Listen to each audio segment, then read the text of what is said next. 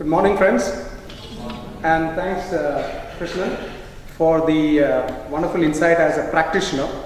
I'm standing in front of you as an implementer of technology-assisted learning, and I've got about a decade plus, 13 years of experience in implementing technology-assisted learning in close to 225 plus corporates. So that's where I come from. But before we go in, I want you to go through something that we heard last morning.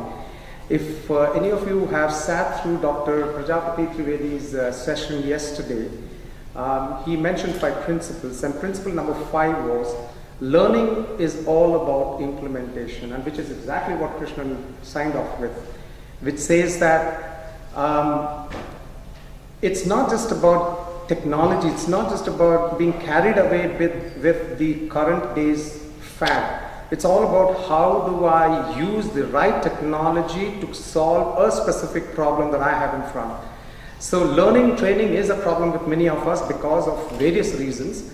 What I'm going to do right now is possibly help you, and that's what my subject is, mobile learning for dummies, which means handhold you and walk you through how simple it is to implement a very simple solution within the mobile technology learning space.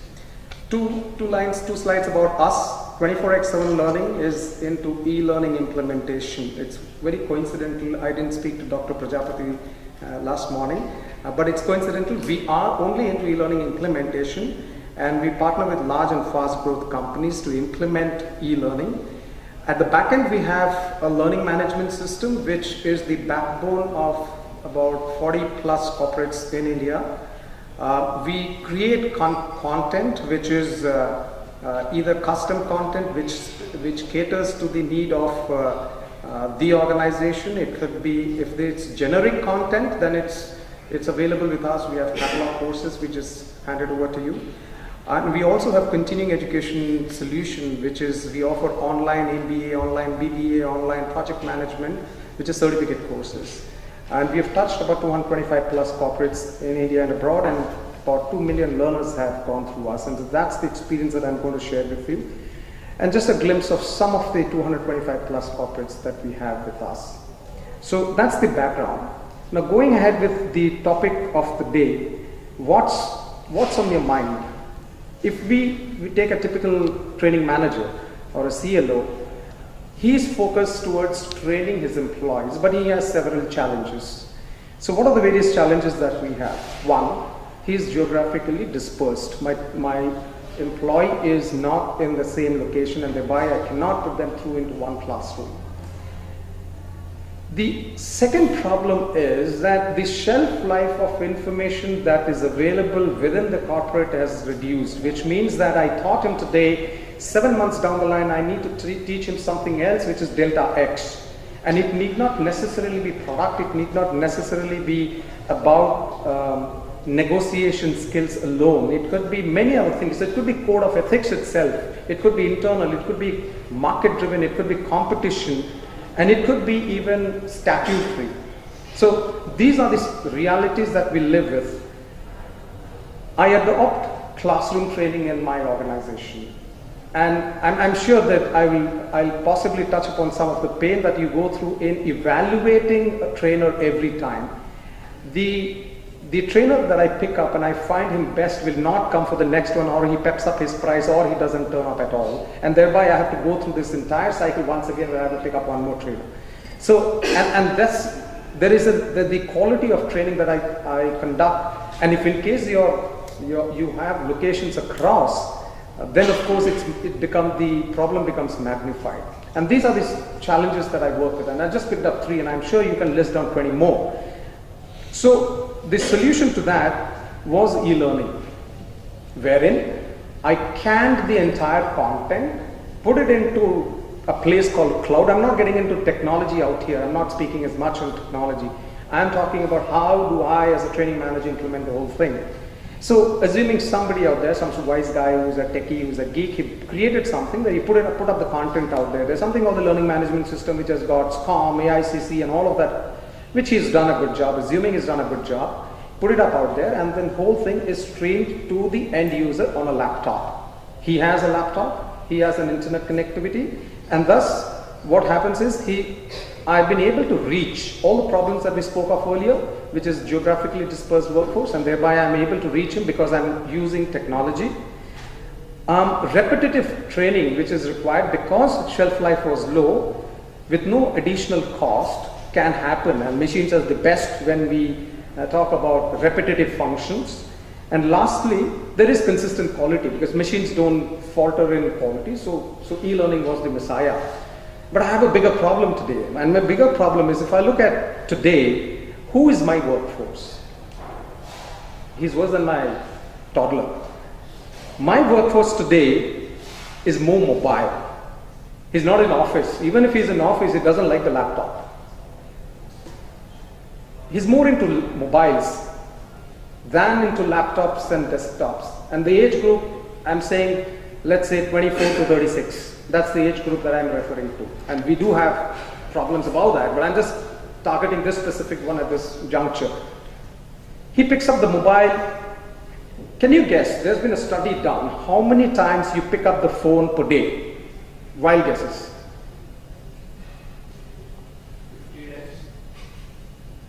Closer. He doesn't keep it down. He's a mobile learning person. Any further guesses? Very close. So it's 150 times per day is the average. All of us pick up 150 times. And this is very similar to addiction to cigarette. And I've known, I'm not a smoker, but I do smoke, but I'm not a smoker, but I know people pick up the cigarette because he has to do something. So as you talk, he just fiddles with it 3 times, and the 4th time he goes and smokes and comes. And today this is an addiction. And that's my workforce. He doesn't fiddle with the desktop. He does not. He does not fiddle with the laptop. Third, attention span is in minutes. And I remember this 10 years back when I went to the VC to get investments for my company. I was told he doesn't have attention span. He's Rupert Murdoch. So you have to have an elevator pitch, which means within the 20 seconds that the lift comes down, you have to give him a pitch. And my man here is Rupert Murdoch. He doesn't have time to listen to what you have to teach him. And last, he gets bored fast. I mean, his life itself is bored. And within this, I have a mandate to go and train him. So let's do this. I mean, we have a mandate we have to live by. What do I do? What I do is I give him what he wants first, and then I give him what I want him to do. So what do? I give him the same thing, and I ask him to access it through these 150 times. 1 out of this 150, I give him my information. Other 149 times he accessed the information he wanted, which will work. I think the statistics would work well. We need to figure out what is the information that I give, and that's why I'm saying implementation is important.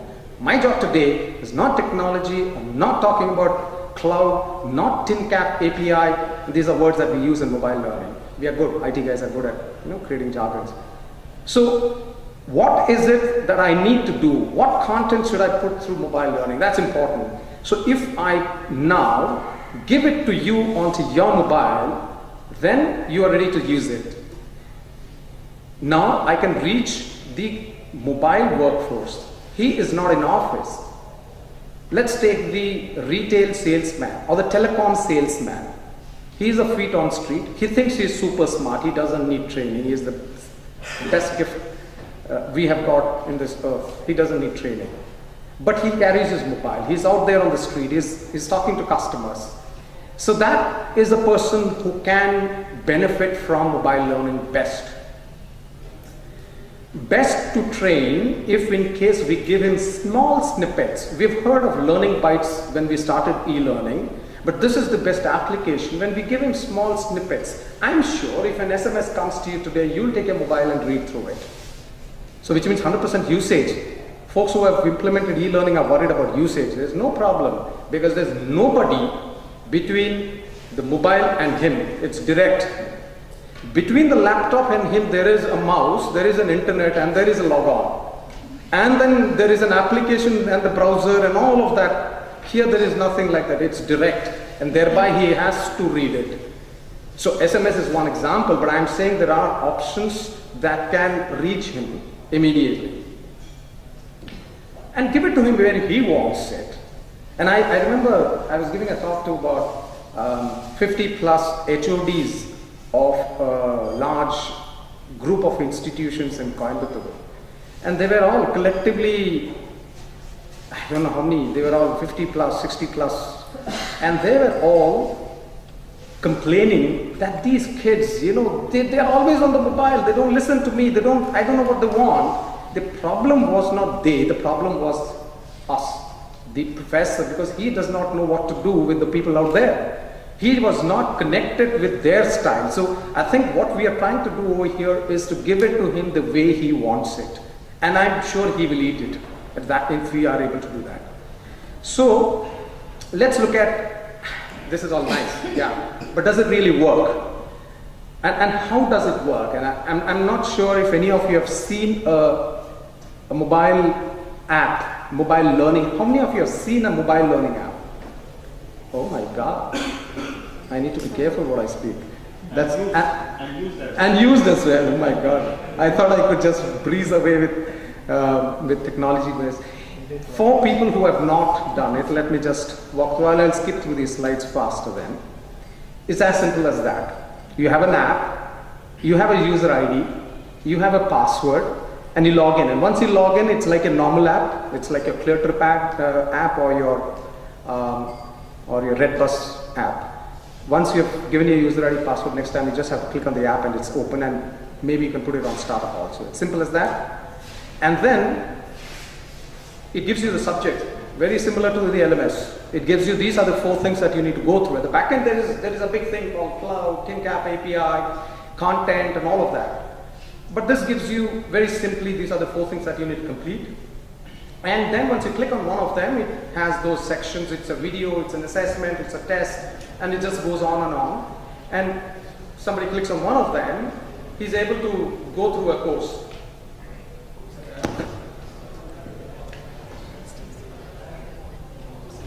I'm sure you're not able to hear this, but this is a live session of an online MBA. It's as simple as that. Now, the question is, will anybody do an MBA? And I'll give you an example. I was talking about one of our divisions called Avagma. That division runs online MBA for working professionals in India. We have about 1,000 plus live students out there. And so this is conducted largely through, and this is 2.5 years back, largely through the desktop. People, you listen to them and do the courses. But we have a system where we remind the user every day, send an SMS before the class, etc. But this morning, about 10 o'clock, the professor calls up and says that not available, I can't give the test today. What happened is that he traveled to Mumbai because of an emergency from Bangalore. Normally it is conducted from our studio and it is conducted live, and students across the country, they do the courses. And at 10 o'clock in the morning, he comes up and says, I'm not available, I can't do the course. And we were just testing mobile learning. I said, let's try this out. And he was getting into a mobile train. Subsequently, the class was supposed to start at 11. He conducted a live class using his Android mobile, and students across India logged in and attended the course. And the teacher here was using his Android phone and 3G connection to conduct the class. So these are the live applications where we can actually, we need to be engineers as to how do we apply it in our sessions. So do I jump into the MLearning bandwagon? We can, but we need to remember what are the areas. So I'll go back and take some tips from Conrad Gottfredson and Bob Mosher, who have given these 5 moments of learning needs. There are 5. 1, when learning for the first time, when wanting to learn more, when trying to remember and or apply, when things change, when something goes wrong. Out of these 5, I think these are the 4 areas where we can implement MLearning. We should not go and conduct a 10-day program through MLearning. It is possible because we as a company, the other division conducts MBA also. But I'm saying largely, if in case we want to do that Delta X learning, If in case we have already taught something, code of ethics was taught, but at the same time we need to give a delta X, a polishing, a reminder. Or if there is a competition who has come out with an ad today and my entire sales force today has to be communicated immediately on how to kill competition, it's available. And I just send that information and there is repetitive information that will go out. You'll have 100% usage. And if something goes wrong, there's a fire, there is a statutory problem, etc. This is where we can use MLearning in a big way, and it will be effective because there's nobody between the mobile and me. I just picked up, I think, 10 times in the last couple of minutes that I was speaking to you. Adopt MLearning when the content is precise. And I think we should go back to present writing, which we forgot in school. If information is given in big chunks, which is what we normally do as training managers, we will lose the client. We need to ensure that we give precise bullets, few points, one SMS or one video which is not more than 2 minutes. He will watch it. And that will give him enhanced retention because one message, it will remain. 3 days later, one message, it will regain. Give him assessments or shorter practice sessions. This learning will be reinforced in his mind. The PPT that I give him is not more than 3 slides or 5 slides. And if he knows that every time this message comes, it's just very short, those 20 minutes or 20 seconds, and he's sitting outside a client and he's got enough time. A pharma salesperson, for example, and I think Karthik would be speaking about it, but he has time. He doesn't have anything else. He needs entertainment. This is entertainment for him. But if entertainment is 6 hours, that's not entertainment. And that's why we need to give him what he wants. And the content should be relevant, contextual. It is to do with me. This generation is only about me. It's not about anybody else. And I'm convinced, so where do I start? And all this technical jargon, keep it to yourself. How do we start? Action 1. Focus on identifying the right training manager. And I'll go back to Dr. Prajapati Trivedi yesterday once again, where we started off by saying that the problem in India is that we focus on the people. And I don't know if you remember, he said 80% should be systems, 20% should be people, and that's why America is successful because they focus on systems. Fair enough. Out of the 20%, he said 80% is leadership, 20% is the people. So let's focus on the 80%, which is the leader, the training manager himself. He should be tech savvy. He should be exploring areas of content and segregating it into mobile, e-learning, classroom, etc., etc. And I think Krishnan touched upon this about informal learning, and so there is Burson and Associates had mentioned that 70% of the time people learn through informal learning, 20% of the time people learn through mentoring and coaching, and it's only 10% of the time they actually learn through training. And we are always been focusing on the 10%. Now there is an opportunity to look at the 70% of informal training, which is small snippets of videos, etc. That's where this comes in. That's the action number 1. Action number 2, train the training manager first on device usage. And all of them, make him a technical person. I'm not saying technical as in programming. It's technical in terms of user, as a user administration, breaking down charts, etc. And MLearning solution, content management, and the various mediums. He should use SMS, he should use videos, he should use assessments. And these videos can be built in-house using the webcam that we have on our desktop. Okay. Action number 3, identify the right mobile learning technology platform which connects to your LMS, which connects to your HRMS, etc. Identify the right vendor. It's very easy to install on mobiles. If you are able to, so the question would be, one person in my company has a mobile which doesn't access it, it's okay, I think we should forget him because we have to give him a different solution. As long as we can touch upon 95% of our users, I think we should go ahead. And the technology should be highly secure, integrate seamlessly with backend LMS, and allows the administrator to make it very simple to use. And the content that will be using this technology should have video, PPT, assessment possibilities. So let's look at what are the organizations. I have 3 slides on how, and I'll sum it up after that and hand it over to Karthik Swaminathan, who will possibly emphasize more on this application as to how organizations can use it. I'll just walk through a couple of them. IT, banking. In banking, for example, most of the time banks are available in branches across. We work with Kotak Mahindra Bank. One of the bigger problems is many of these branches do not have telephone, internet connectivity, and it's not good. Ideal place for this. Today, mobile has reached farther than the internet, and this is the best medium for them to do it. Retail, of course, people are on the floor most of the time. The customer service, the salesperson, the logistics manager, they're always on the move, and India is moving fast. So for folks in retail, this is the mobile learning will be a very good medium for training.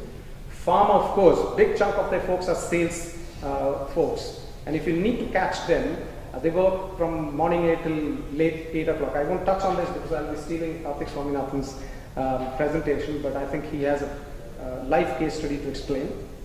FMCG. So all of you who from MBA would know, and who have gone through the FMCG training, you know the first they do is send you to the farthest corner of India and the remotest place. And how do you expect yourself to be trained out there? And he's expected to know what's the difference between Lux and Dove and how to sell all of that and what's the new branding standards and all of that. This is the best way to reach out to him, because otherwise it's not, and he's completely bored, he's completely tired, he doesn't have the luxury of an AC room, etc. He travels in the sun. And he's sick and tired after the day to go and do an e-learning course. But through the day he needs entertainment. This is entertainment for him. And I'll give him a live example of entertainment. When we started e-learning in India about 12 years back, we had Wipro as our customer, which is IT. And then we started talking to Aditya Birla Group, which has got a lot of, companies from manufacturing, etc., which are in, Hindalco was in Renukut, Birla Viscose was in Sirsa. And these are places, and the average age of a learner was 45. And we thought e-learning will fail out there, whereas in Wipro, everybody's comfortable desktop, it'll work. We were surprised because we found the usage in Renukut was 85%. And that is because they, in a small town, the area for entertainment was less. And so this was entertainment for them. Vis-a-vis the learner in IT, he had an information overload. And so at times we'll be overwhelmed by the way technology would help us. We spoke of field sales teams, supply chain management, the retail folks, customer support teams, field technicians, in customer service, snippets of information every third day. This is the best way to reach out to him. Thank you very much, gentlemen.